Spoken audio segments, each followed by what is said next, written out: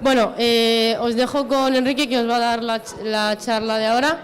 Y nada, espero que os guste. Un aplauso para él. Vale, gracias. ¿Hasta qué hora tengo entonces? Tienes hasta las 5:51. Vale. Las 6 menos 10.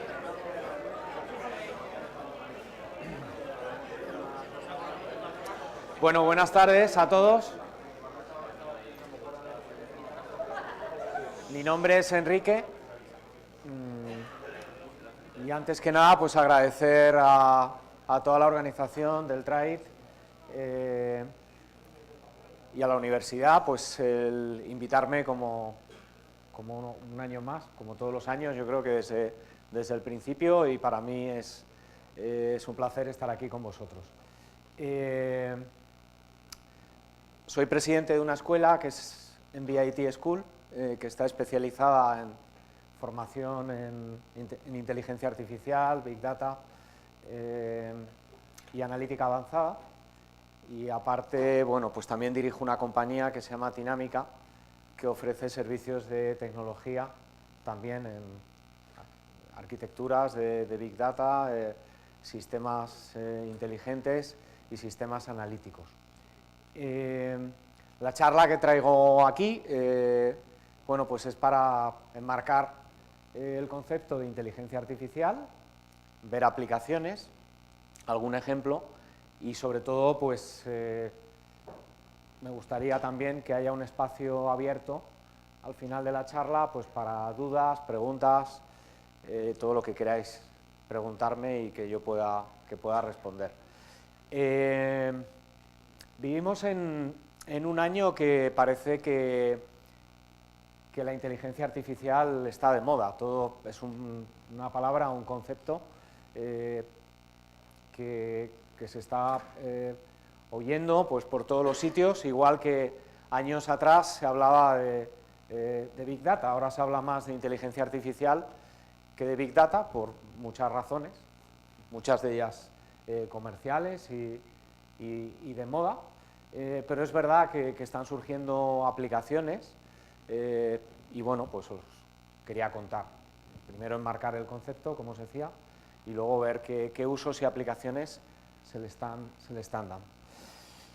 Cuando hablamos de inteligencia artificial, hablamos de un concepto que no es nada nuevo, es un concepto que es antiguo y que realmente para mí engloba otros dos subconceptos. Por un lado, analítica avanzada y por otro lado, automatización de decisiones.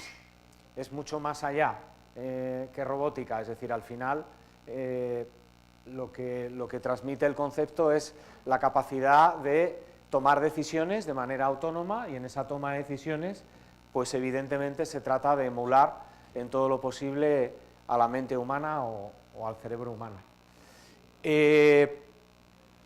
Hay muchas compañías que están impulsando servicios o productos que tienen que ver con inteligencia artificial.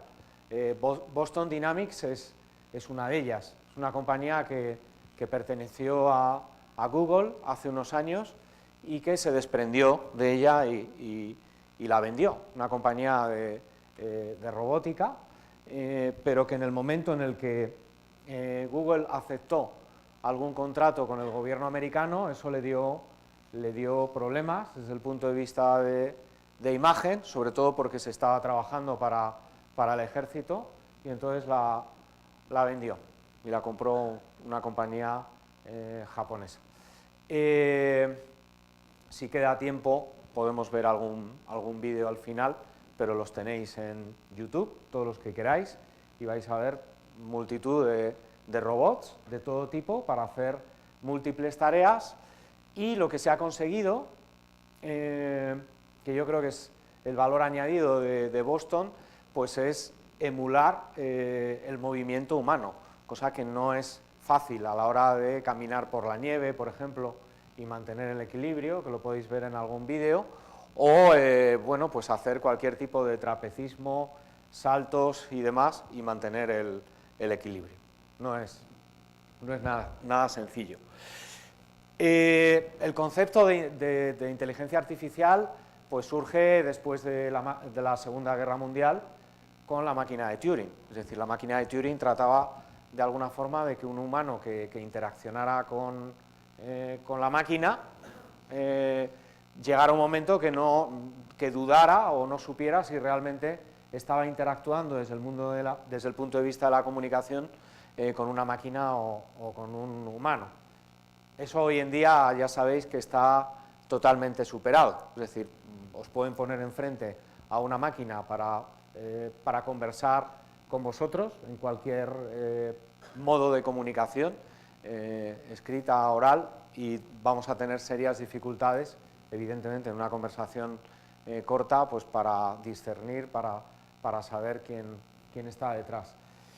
Este concepto de inteligencia artificial durante muchos años, pues de alguna forma ha estado oculto en el mundo, sobre todo se ha mantenido en el mundo de la investigación, en el mundo universitario, porque realmente no había una aplicación práctica, sencilla y asequible, ¿no? Es decir, poco costosa. Y además ha habido ahí algunos inviernos, como se le denomina, por los cuales pues, ha habido crisis y luchas desde el punto de vista de conocimiento en departamentos de investigación, y es realmente en los años 80 cuando se le empieza a dar algún tipo de utilidad. Se habla del machine learning, es decir, del aprendizaje máquina, es decir, la posibilidad de que las máquinas a través de algoritmos pues, puedan aprender por ellas mismas, es decir, con su propio feedback, a tomar decisiones. Y a partir del año 2010 pues es cuando se empieza a hablar de aprendizaje profundo, deep learning, es decir, redes neuronales multicapa, es decir, donde esa multicapa, esas múltiples capas, miles de capas, le dan profundidad al análisis, y ahora mismo también está siendo una de las bases del concepto de inteligencia artificial. También para enmarcarlo, es decir, porque muchas veces parece que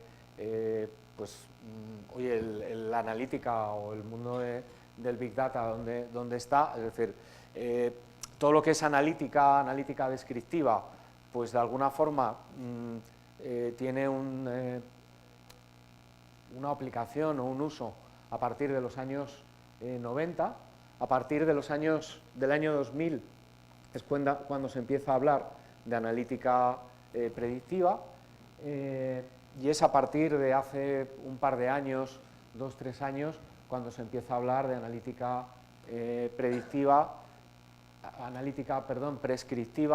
es decir, analítica que lo que te permite es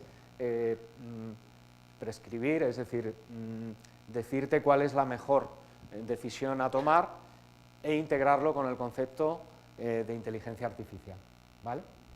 El Big Data en todo esto tiene mucho que ver. ¿Por qué? Pues porque cuando hablamos de aprendizaje profundo, pues se necesita gran capacidad de cómputo, y esa capacidad de cómputo te la da el Big Data a partir de los años 2000, es cuando se empiezan a generar las primeras arquitecturas, se empieza también a democratizar o a ser público, es decir, el concepto pues, en el que se basa Big Data, que es Hadoop, y que es computación distribuida, que tampoco es un concepto novedoso en aquella época, porque pone encima de la mesa conceptos que ya son antiguos, y también la caída de precio, la caída de coste en el almacenamiento, pues tiene muchísimo que ver para que se democraticen, como decía antes, este tipo de arquitecturas. El procesamiento en inteligencia artificial pues normalmente requiere de gran capacidad, es decir, de procesadores gráficos, como sabéis, y al final, bueno, pues lo que se busca es simular decisiones, automatizar esas decisiones y acertar con esas decisiones. Si además estamos en un mundo en el que lo que se valora pues es tomar esas decisiones en tiempo real, bueno, pues ese tiempo real, esa analítica en tiempo real, esa algorítmica en tiempo real, pues necesita muchísima capacidad, ¿no? Entonces, esa es un poco la ligazón que tiene todo este mundo, es decir, del Big Data, la analítica avanzada e inteligencia artificial. Une, y a mí me gusta esta gráfica sencilla porque vemos cómo inteligencia artificial une varios conceptos. Es decir, por un lado, Machine Learning, aprendizaje máquina, donde tenemos Deep Learning y análisis predictivo. Por otro lado, procesamiento del lenguaje natural, es decir, ese procesamiento del lenguaje natural quizá es la inteligencia artificial que tenemos más cercana, es decir, porque la tenemos en nuestros teléfonos móviles, es decir, esa capacidad para traducir, es decir, esas aplicaciones que ya tenemos para traducir idiomas con, bueno, pues ciertos errores, pero en tiempo real. Todos los asistentes virtuales, pues evidentemente están basados en algoritmos, que son algoritmos de Deep Learning. Todo lo que es clasificación y clustering, clusterización, extracción de información. Yo el último congreso, el último Google Nest en el que estuve en San Francisco, pues ya no ves traductores, es decir, las cabinas que antes había de múltiples traductores traduciendo al árabe, al chino, al ruso, ya no existen. Es decir, tienes pantallas que te van traduciendo en tiempo real y eso lo va haciendo una máquina, te lo va traduciendo en texto y claro, lo realmente sorprendente es que el error es mínimo, por lo menos en el inglés. Evidentemente, otros idiomas ha costado un poco más, ¿no?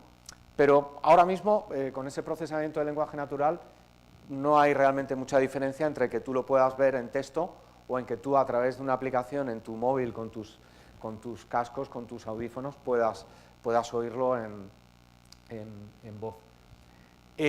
Por lo tanto, todo lo que es speech analytics, speech to text, pues también yo creo que es de lo que ahora mismo más se habla. Es decir, existen pocas organizaciones que tengan millones de clientes, como las telecomunicaciones, la banca, las eléctricas, que no tengan chatbots. Ahora mismo un chatbot ya se ha convertido en una commodity.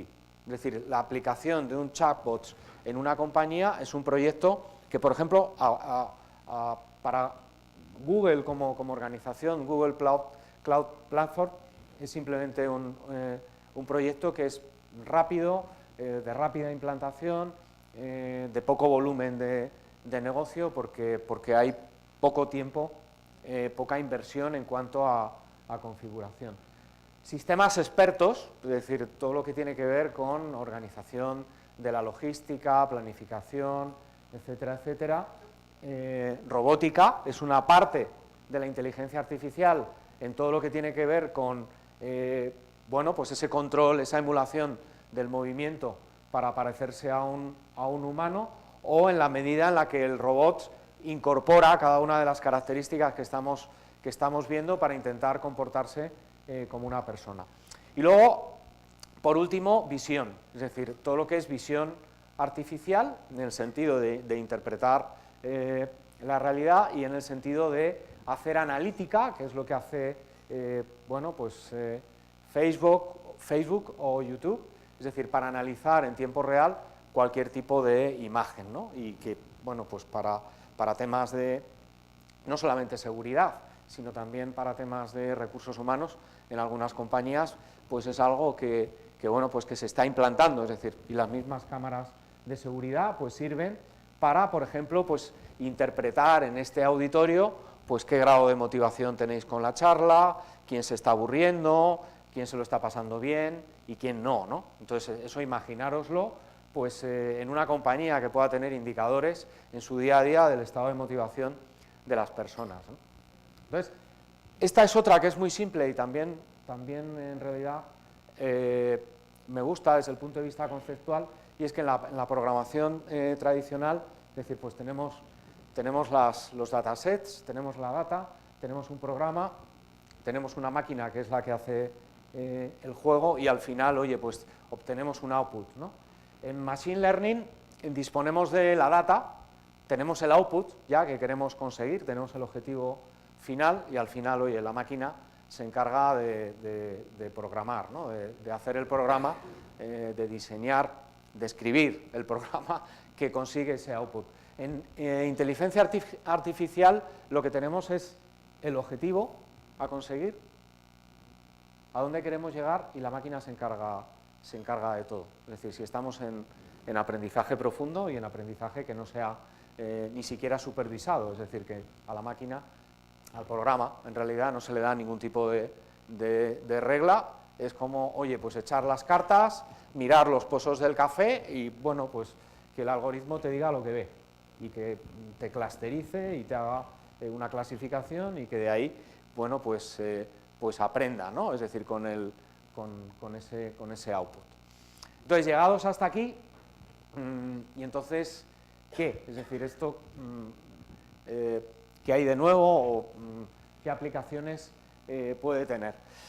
Pues yo creo que todo esto llega en un momento en el que hay un caldo de cultivo, ¿no? Y el caldo de cultivo es, oye, el concepto de Big Data pues lleva ya años popularizándose, y eso lo que quiere decir, el concepto de Big Data al final es, oiga, usted tiene la capacidad de analizar todos los datos que quiera, con todo el contexto que quiera, con cualquier característica de esos datos, es decir, ya el dato puede ser un dato semi o no estructurado, y ya tenemos sistemas que pueden integrar dato estructurado y no estructurado, con alta velocidad, es decir, cercano o incluso en real time, cosa que, como sabéis, el Business Intelligence ni era en tiempo real, ni el Business Intelligence podía digerir datos no estructurados o semi, como una foto, como un tweet, que es semi-estructurado, como un vídeo, eso ya lo podemos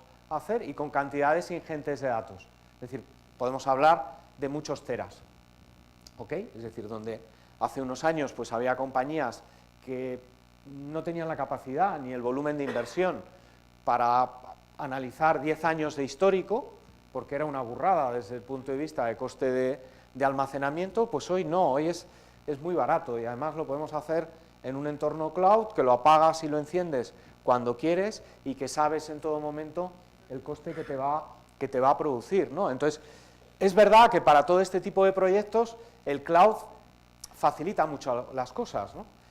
Pero al final cloud es un concepto, porque tampoco es nada nuevo, es decir, los datos siempre están en una máquina física y siempre han estado ahí, es decir, en un data center que está en cualquier sitio.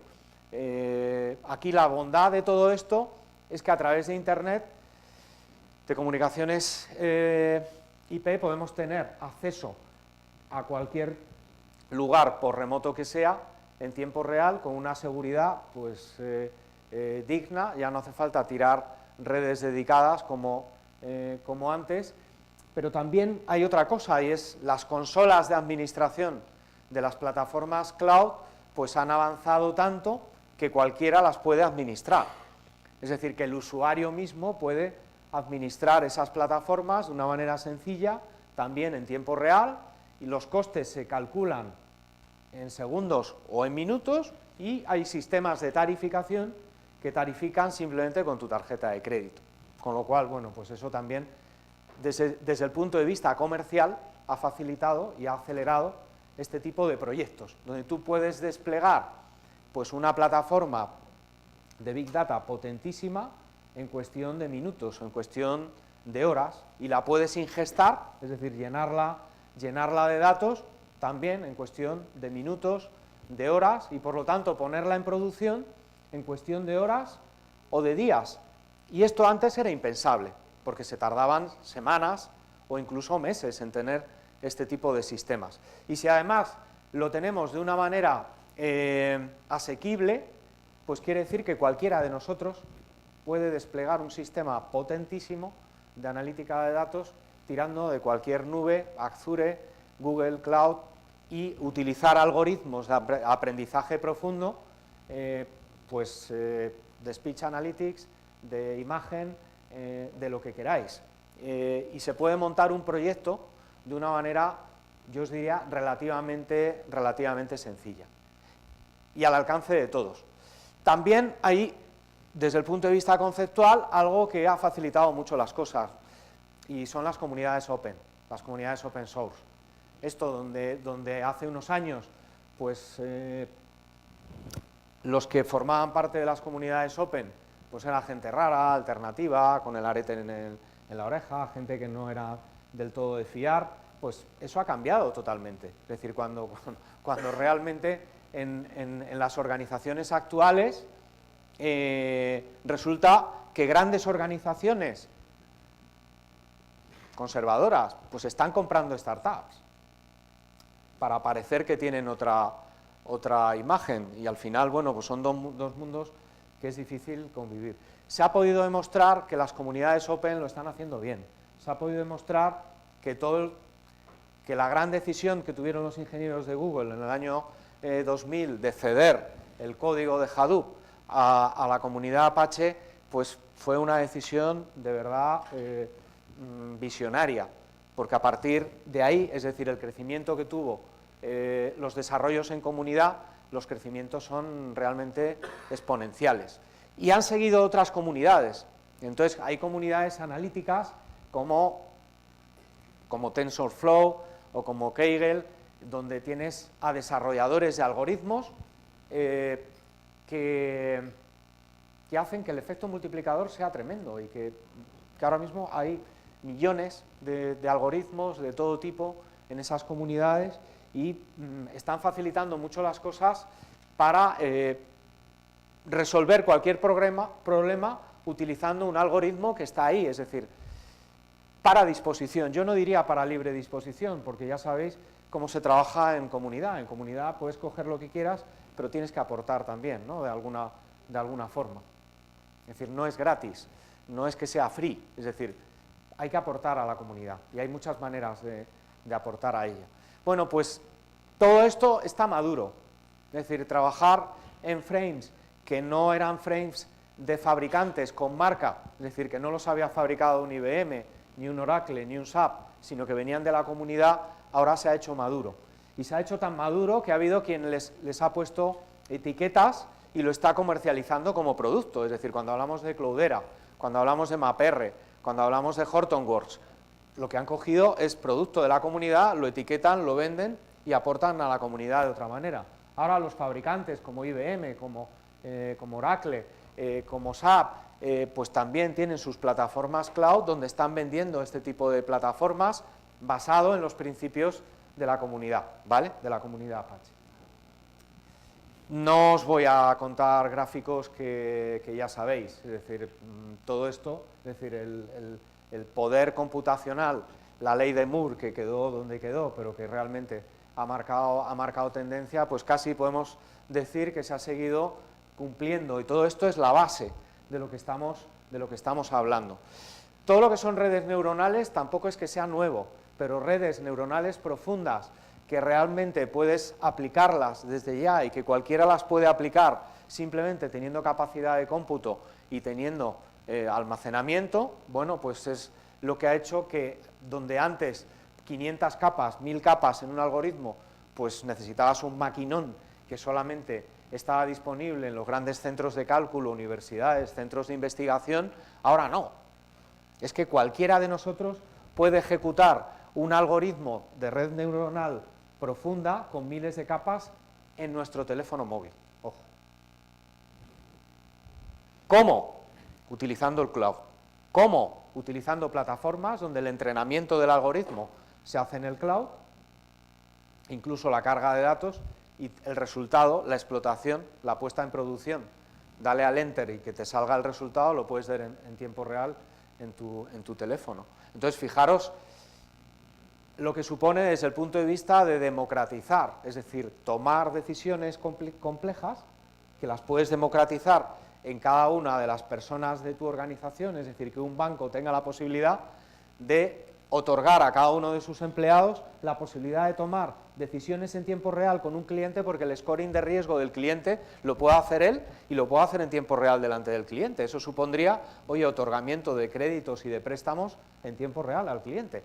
También pensar desde el punto de vista organizacional qué pasa con todos los comités de riesgo que hay detrás, que hasta ahora se reunían cada semana para aprobar estas decisiones. Pensar en eso, porque no son necesarios. O no son necesaria tanta gente reunida para tomar ese tipo de decisiones, cuando a veces un algoritmo lo puede hacer mejor, a veces, no siempre. ¿Ok?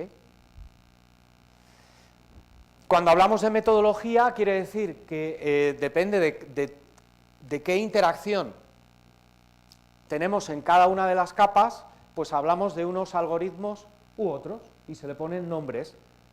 Y entonces las comunidades están trabajando fuertemente para clasificar esos algoritmos, de tal manera que hay algoritmos de pricing, hay algoritmos de riesgo, hay algoritmos de capital, hay algoritmos especializados en predecir determinadas cosas, y entonces el catálogo de algoritmos es infinito. Esto es una disrupción también, ¿sabéis por qué? Porque antes estos algoritmos se hacían a medida, con metodología matemática estadística, ¿vale? De matemática aplicada o estadística. Y eso, bueno, pues, ¿qué requería? Pues que una empresa especialista en analítica, pues iba al cliente, hacía la toma de requerimientos, evaluaba las fuentes de datos y con la metodología trataba de programar un algoritmo, tratando de optimizar siempre variables, tratando de optimizar la capacidad de cómputo. Eso ha cambiado, porque en el momento en el que ya no es necesario optimizar variables, o sea, podemos computar cualquier número de variables, y en el momento en el cual tenemos accesibles en cloud comunidades con miles de algoritmos, tú te puedes ir a la comunidad, tú necesitas un algoritmo de forecasting de producción para Cerinos, por ejemplo, y en la comunidad tú puedes ver que hay 50 algoritmos que te pueden servir. Simplemente lo que tienes que hacer es cargar el dataset, entrenarlos, ponerlos a competir y quédate con 5 y pon en producción 1. ¿Sabéis cuánto se puede tardar en hacer todo este proceso? 3, 4 días. Depende del tiempo que queramos dedicar. ¿Sabéis cuánto se tardaba antes? Meses. Meses en hacer esto. ¿Sabéis con qué coste? 80, 100.000 euros, 150.000, 140.000. ¿Qué coste nos puede dar 4 días, 5 días de trabajo? Hablamos de un coste ínfimo, limitado, ¿vale? Podemos poner todas las capas que queramos. Es decir, el algoritmo de conducción autónoma necesita 500 interacciones. Hay algoritmos que necesitan 1000. Ya no hay problema, es decir, para utilizar las capas que queramos en cualquier algoritmo. Comunidad Open Community está creciendo, cada vez hay más. Y lo que es más importante, estas comunidades están siendo compradas. TensorFlow lo compró Google hace unos años, ¿vale? Y es una comunidad especializada en Deep Learning. Aplicaciones, yo diría, de todo tipo, es decir, allá donde nos permita la imaginación. O sea, pensar que al final el objetivo es ayudar a tomar mejores decisiones, acelerar las decisiones, acertar con esas decisiones que se tomen, ¿vale?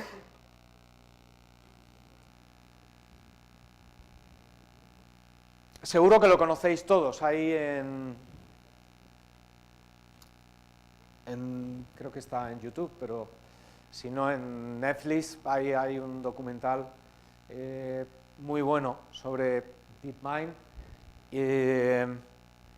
y la verdad es que da un poco de pena, ¿no? Cuando DeepMind gana al juego el Go, que sabéis que es, bueno, pues como el ajedrez en los países del este, más complejo, diría yo, y la verdad es que en esa competición que hacen máquina y el super experto, el primer jugador de Go del mundo, pues da un poco de pena, ¿no? Cuando, aunque ya sabes cuál va a ser el final, pero cuando realmente la máquina derrota al humano, tienes ahí un sentimiento un poco frío que se te pasa por el cuerpo. Pero claro, la primera vez el algoritmo fue entrenado, es decir, era aprendizaje supervisado. Al algoritmo se le enseñaba a jugar. La última vez no. La última vez simplemente no se le enseñó, era aprendizaje no supervisado y el algoritmo, no recuerdo ahora mismo si perdió 50 veces, pero a partir de ahí ya nunca más perdió, ¿no? Es también, o sea, como el principio del algoritmo de conducción autónoma, es decir, el algoritmo tiene que tener 50 accidentes primero y a partir de ahí, evidentemente en simulador, para que a partir de ahí aprenda a conducir. Y luego, si desde el punto de vista de tratamiento de imágenes, y esto también es fuerte, es decir, se van reduciendo los errores, pues esto da mucho que pensar. Es decir, ahora mismo, a día de hoy, estamos en un 99% de error. ¿Eso qué quiere decir? Pues claro, tenéis que pensar en determinadas profesiones, tenéis que pensar en el radiólogo, ¿vale? Es decir, el médico que nos lee las radiografías, tenéis que pensar en el oftalmólogo, es decir, donde hay un 65% de oftalmólogos, por ejemplo, que no se ponen de acuerdo en el diagnóstico, es decir, que estamos hablando de que puede haber pues un 40 o un 35% de error en los diagnósticos. Claro, pues yo me preguntaría, es decir, oye, ¿estaríais dispuestos a que una máquina os hiciera el diagnóstico sabiendo con certeza que va a tener un 2, un 3, un 5% de error? Es fuerte, ¿no? ¿Y esto quiere decir que van a desaparecer los oftalmólogos? Hombre, yo diría que no. No tiene por qué. No deberíamos pensar en sí o no, no deberíamos pensar en efecto sustitución. Lo que deberíamos pensar es cómo la máquina nos ayuda a hacer las cosas mejor, pero no en un efecto sustitución, ¿no? Porque eso sería perverso. Hay muchísimas aplicaciones, o sea, por eso yo creo que es cuestión de imaginación. Es decir, ahora mismo hay desde aplicaciones que os las podéis descargar en vuestro teléfono, de, por ejemplo, identificación de plantas. A mí me encanta la naturaleza, entonces he hecho la prueba, es decir, cada vez que viajo, el otro día estaba en Colombia, que como sabéis es el país de las flores, y no tenía, o sea, no descubrí errores, es decir, a la hora de que con mi cámara de mi teléfono, todas las flores por las que estaba paseando en el Botánico de Bogotá, pues me las iba identificando, ¿no? O cómo identificar cualquier tipo de paisaje por el que estemos. La capacidad para traducir imágenes en 3 dimensiones, imágenes que puedan ser lineales o en 2 dimensiones. ¿Por qué pensáis que, oye, los entrenadores en los partidos se tapan siempre los labios, ¿no? Y ahora todo el mundo, bueno, pues porque es muy fácil, es decir, a través de aplicaciones de inteligencia artificial, pues mismamente leer los labios, leer los gestos, descubrir mentiras, es facilísimo. Yo estaba el año pasado en Mountain View con la gente de Google y no fui capaz de engañar al algoritmo con los gestos. Es decir, te descubre cuando la sonrisa es falsa. Es que es muy fuerte. O sea, pensar que, oye, que estamos hablando con alguien en una negociación y, oye, en algún sitio de alguna camarita estamos negociando y te está averiguando cuando estás haciendo gestos pues para despistar, para transmitir otra cosa. Imaginaros que cuando vayamos a ligar, alguien esté interpretando de verdad si cuando le estamos diciendo a alguien que es guapo de verdad o no, o es falso. Es que es muy fuerte. Pero no os riáis, o sea, es que esto es aplicable a todos los entornos, no solamente a un entorno de negocio. Y van a salir cualquier tipo de aplicación. Por eso yo os decía, estamos en un momento que es disruptivo y yo os animaría Es decir, en la escuela la verdad es que disfruto mucho cuando soy miembro de los tribunales de presentación de proyectos de fin de máster, porque realmente hay ideas potentísimas, hay ideas muy buenas, hay ideas de las que después puede haber un caso de uso, puede haber un caso de negocio, ¿no? Una de las últimas que vi, que también estaba basado en un algoritmo de aprendizaje profundo, pues era un algoritmo que te analizaba cualquier composición musical y te decía, en base a una biblioteca de miles y miles y miles y miles de canciones, si esa composición iba a tener éxito o no. Y si esa composición iba a ganar dinero y cuánto dinero hipotéticamente iba a ganar esa composición musical. ¿Vale?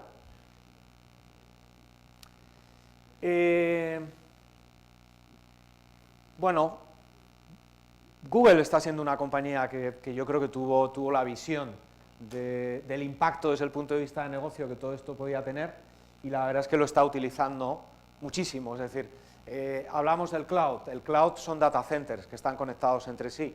Ha habido data centers toda la vida, no es algo nuevo. Al final, un data center necesita energía y necesita energía y datos, pero vamos, fundamentalmente energía, electricidad y mantener la temperatura.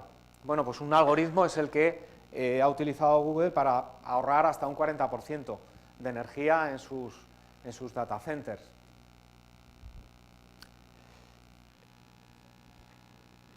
Hay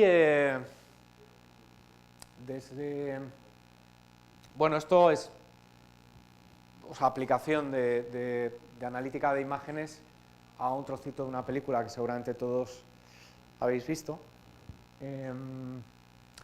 Y bueno, dura poco, pero sí os la quería poner porque no siempre se acierta. En esta secuencia hay un fallo que me gustaría que os fijarais y luego lo vemos, ¿no? Todo lo que vamos a ver aquí de reconocimiento de imágenes, pues evidentemente se está utilizando en todos los ámbitos, sobre todo en seguridad.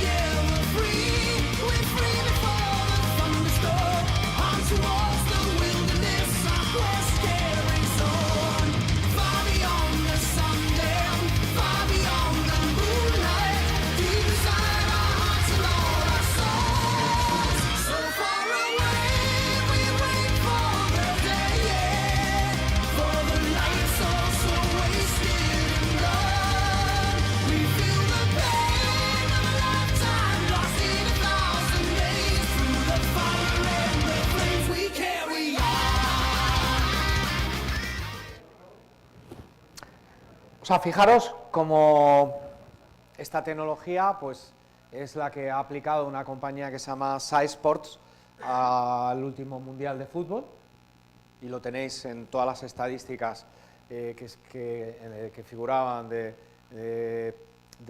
rendimiento de los jugadores, pues está basado en una serie de algoritmos que esa compañía se ha especializado y que lo vendió a la FIFA, ¿vale? pero pensar pues en esta tecnología pues aplicada a los trabajadores de un puerto, de una fábrica, de un centro comercial, pues para evaluar sus movimientos, su rendimiento, o sea, pensar simplemente desde el punto de vista de recursos humanos y hasta donde la legislación lo pueda permitir. ¿Dónde estaba el fallo del algoritmo? ¿Qué es lo que ha confundido? Bueno, por eso necesitan, siempre necesita una supervisión o una intervención humana. Tenemos ejemplos también, sobre todo en temas de seguridad, en aeropuertos, trenes, que ocurren precisamente cuando hay fallos de este tipo, ¿no? ¿Qué otras aplicaciones actualmente tenemos? Bueno, pues reconocimiento facial en cajeros automáticos, pues yo creo que no es nada nuevo. Reconocimiento de imágenes para las aseguradoras cuando hay un siniestro y ese algoritmo incluso te está haciendo la valoración, es decir, la valoración de los daños. Esto ya es algo que algunas aseguradoras lo están poniendo en producción y bueno, pues tiene cierto impacto, es decir, por toda la red de personas que están encargadas de evaluar esos siniestros o hacer las inspecciones en cada una de esas operaciones. Gran empresa, pues gran empresa, ahora mismo hay bastante aplicación en todo lo que es predicción de demanda. Predicción de demanda, es decir, si esa demanda la puedes predecir a un año vista, pues el impacto puede ser tremendo. Imaginaos en una compañía hotelera, es decir, que tiene la capacidad para predecir la demanda a un año y para distribuir ofertas convenientemente y saber que aviones, barcos, hoteles, si no los vas a llenar en una determinada época del año, pues, y lo sabes hoy, pues puedes anticiparte a través de sistemas de marketing inteligente, de pricing inteligente, para que, oye, muy tonta tiene que ser ahora mismo una compañía aérea para dejar que un avión vuele vacío, ¿vale?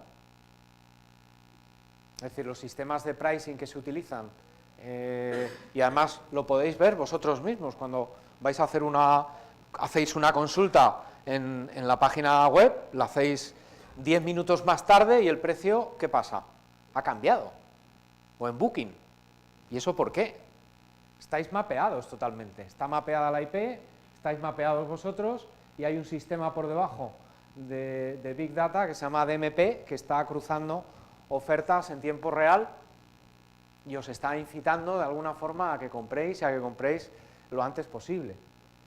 El mejor precio en una línea aérea normalmente son 2 meses antes del vuelo, pero hay veces que, oye, que si 2 días antes, justo 48 horas antes, el vuelo no está lleno, pues si uno está atento, pues puede pillar alguna ganga. Cada compañía tiene su sistema de pricing y es la joya de la corona, ¿vale? Es como la fórmula de la Coca-Cola.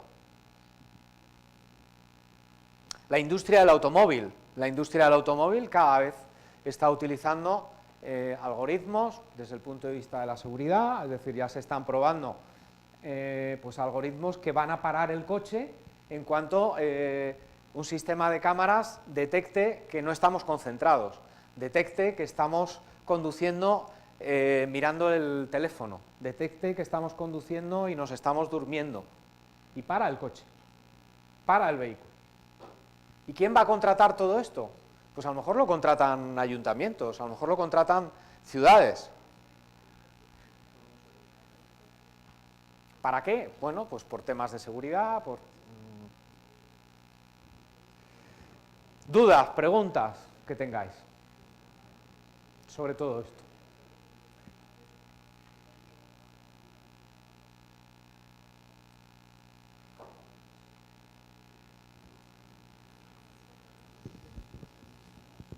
¿Nadie tiene ninguna duda?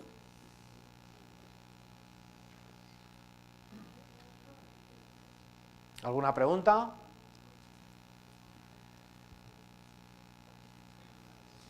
¿No? Muy bien, pues nada, muchísimas gracias.